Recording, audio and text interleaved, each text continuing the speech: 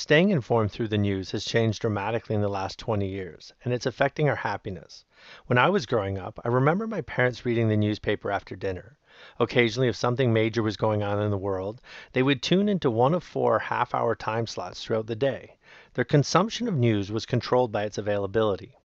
Fast forward to now, and the news is everywhere, all of the time. 24-hour news cycles run 7 days a week, and our social media is flooded with news. A recent study showed that 1 in 10 Americans check the news every hour, and that over 95% of adults follow the news regularly.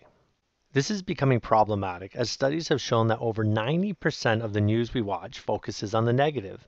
The result of this is that 56% of people report that their news consumption leads to feelings of anxiety, fatigue, and loss of sleep.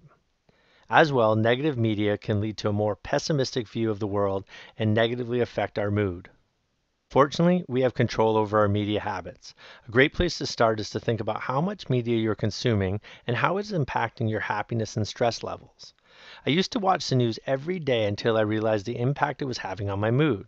The closer I paid attention to how it made me feel, the more I realized it was not a healthy choice for me. I began to replace negative media with positive media. By substituting the news with shows like Ted Lasso and The Kindness Diaries, I began to feel less anxious and happier. Another side benefit was that I was engaging in less negative conversations. Instead of discussing the most recent tragedies with people, I was having inspiring and lighthearted conversations.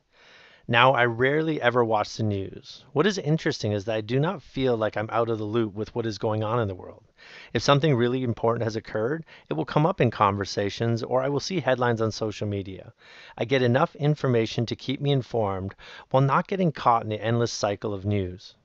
If you do still feel the need to watch news, try to offset negative news with positive news. There are many great positive media outlets that focus on good news. Two of my favorites are the Good News Network and the Sunday Paper by Maria Shriver. These publications focus on inspiring content that highlights the good in people and the great things that are happening around the world. Adopting this focus as a staff can be really powerful.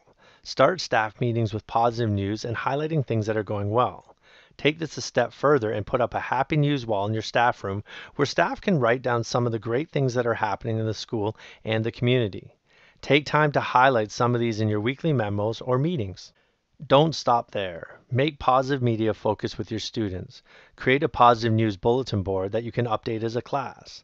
This will act as a reminder to students that there are a lot of good people and a lot of great things happening in the world. You can also create a positive news student publication. This is a great way to get students focusing on the good and sharing it with others. With the amount of media available to us, it is important that we consider the impact it's having on our lives.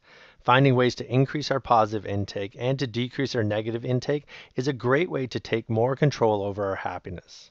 Seek out the good in the world. Thank you for joining us, and remember to strive for happiness in education. You deserve it.